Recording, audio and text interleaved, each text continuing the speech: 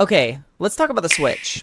So I don't think I'm the only person in saying that the Switch is a huge step up from the Wii U. Basically integrating everything that worked with the Wii U while also having enough self-awareness to know what didn't work. Another crazy thing that I always think is like absolutely insane is the fact that the Switch is relatively cheaper than the Wii and the Wii U, which is weird because you would expect it to be more. The Switch and the Wii U are actually the exact same price, but due to inflation calculations, the Wii U, and not only that, but the Wii, which was actually cheaper back then, is more expensive. It's the cheapest home console to date from Nintendo other than the GameCube, which was only $199 in 2001, which would roughly make it about $330 or so altogether nowadays, which is, astronomically really low. Not only that, but it felt like a steal because there was huge versatility, self-charging wireless controllers, better graphics, a wide variety of games, and even ways to play on the TV or be a handheld console. The only downside that I can really see was the removal of the Mii's, and also how expensive the games became and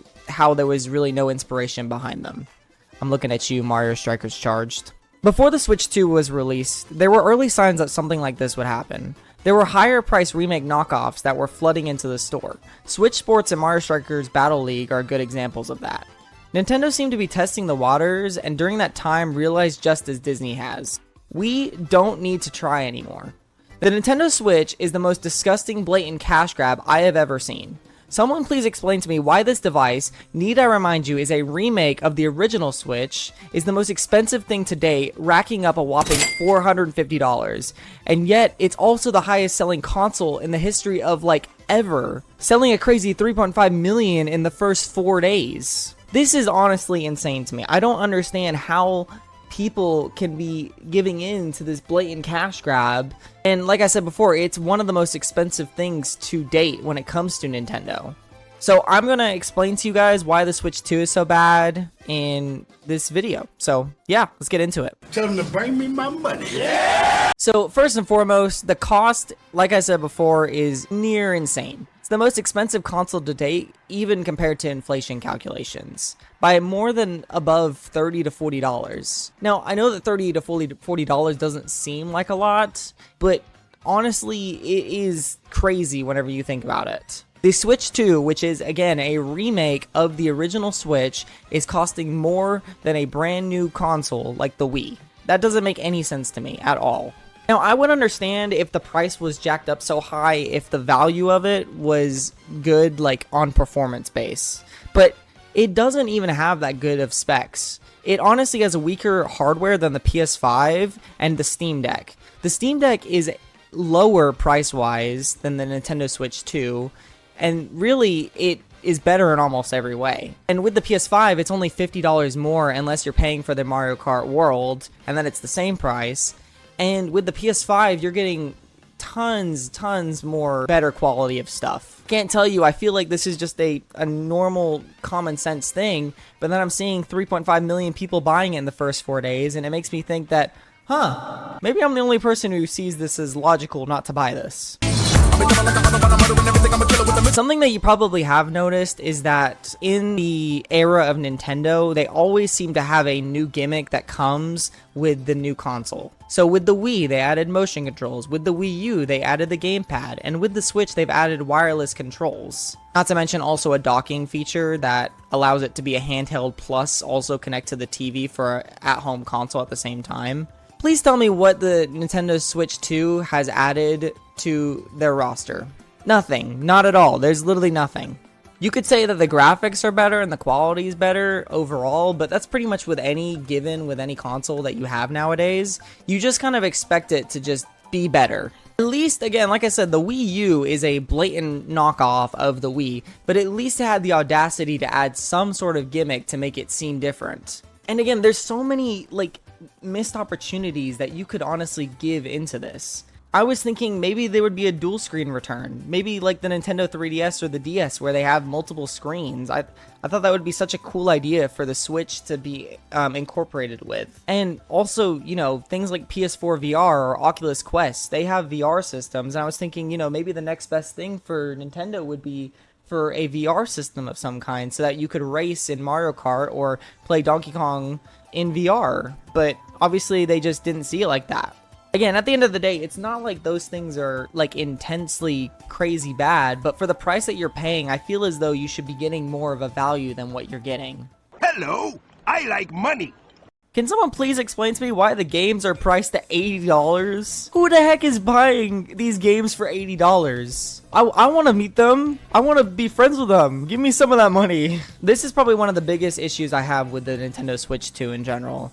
If you're going to make the console so overpriced, you can at least make it so that the games on it are reasonably priced or even a little bit lower to incentivize buying the console. But when you raise the prices of the games, and not only that, but you also remaster games and put them at full price, it just leaves a sour taste in people's mouths. It causes this bitterness of like, oh, why don't we just buy the old game or old things, old consoles, and just play it on that instead?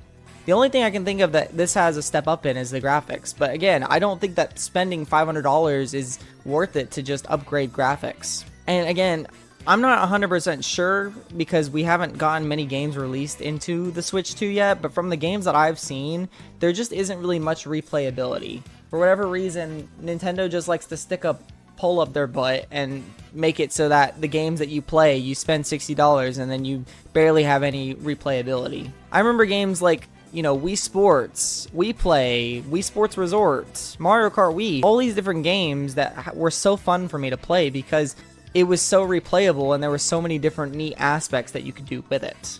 Not with this slop though. Hi. Okay. I'm not going to get too into the nitty gritty with the add-ons, but just know that the accessories are super overpriced.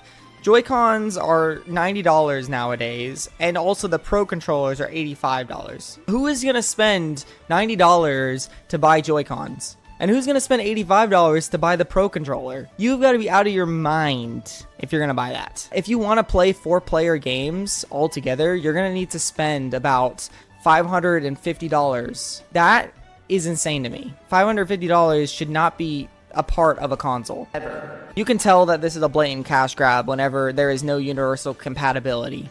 So if you have Switch 1 controllers, you cannot connect those to the Switch 2 because they want your money and they're not going to allow you to be able to connect your old controllers to the new controllers. Believe in yourself and believe that you're somebody. I'm going to be honest, this is probably one of the most scummy things that I can think of as a company to do. The ability to brick your Switch when you tamper with it isn't something that I feel like any company should be able to do ever. Once you buy the game, I feel as though you should have the right to do whatever you want with that as long as it isn't illegal or infringing on anything that is against law. But the fact that they can brick you for simply modding it or making it different deletes the ability to have creativity. That's not even the craziest thing I can think about. Cloud saves are restricted to a subscription. So if you do not have a subscription and your Switch 2 gets broken in the process, none of your stuff is backed up and you will immediately lose it. Oh man, I'm getting a headache just thinking about this. PlayStation has been doing this for years. Xbox has been doing this for years, where they give you in-cloud savability. Steam has been doing it for years. I don't understand why Nintendo has to decide to lock it up under a paid subscription. Well, actually I do. It's because they want as much money under the sun. Hey, now you guys are probably understanding how this is a blatant cash grab, but, you know, I'm gonna keep going, because why not? Something else I really liked about the Switch, that the Switch 2 has just completely gotten rid of, is the repairability of the Switch. Something new that the Switch 2 has added to their roster of just really dumb things that they've added is now they have glue and proprietary screws, which makes it almost near impossible to be able to repair anything. Not only that, but there's no easy access to the battery. So if your battery just dies on your Switch 2, you're gonna have to send it into Nintendo. Heck, mostly any repairs you're gonna have to send into Nintendo. And you know how much that's gonna cost? A fortune. It'll cost an arm and a leg, and at that point you might as well just buy another Switch 2, which hey, is another $450. There's just better consoles out there. It's just depressing thinking how much people are just buying this. The Steam Deck alone has better performance and is the same price. It just frustrates me the fact that this thing, the Steam Deck, is overlooked compared to this thing. And the sales of the Steam Deck is nowhere near anywhere as high as the Nintendo Switch 2. The PS5 Digital, for just $100 more, you can get a full generational leap. You get 4K graphics, high-end recording stuff, it's just such a great deal compared to this, and I feel as though you're kind of getting rid of it just because it's the name Nintendo. You get way more ports on other platforms as well. There's much more ability to connect to other things, and I don't know. I feel as though there's so many better consoles and so many better deals. Heck, building your own PC is another one I would say to do.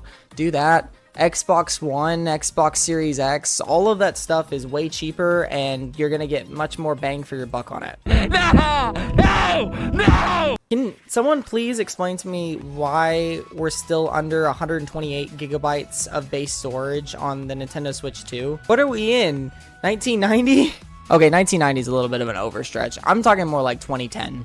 But still, most games nowadays are probably racking in about 30 gigabytes of storage. With that math, you're probably going to get about max of 4 games before you're going to have to buy a micro SD. So, I mean, it's kind of like near impossible to not buy it near immediately, especially if you're going with a bundle pack. So I'm just saying to you guys, just with the rate that games are going at, you're probably going to run out of storage quicker and quicker if they just keep it at the base 128 gigabytes. Like, I think that, like, Baldur's Gate is like 125 gigabytes of storage, so that one game alone would run you out of storage like immediately. The lesson of all of this is Nintendo has realized they don't have to try anymore.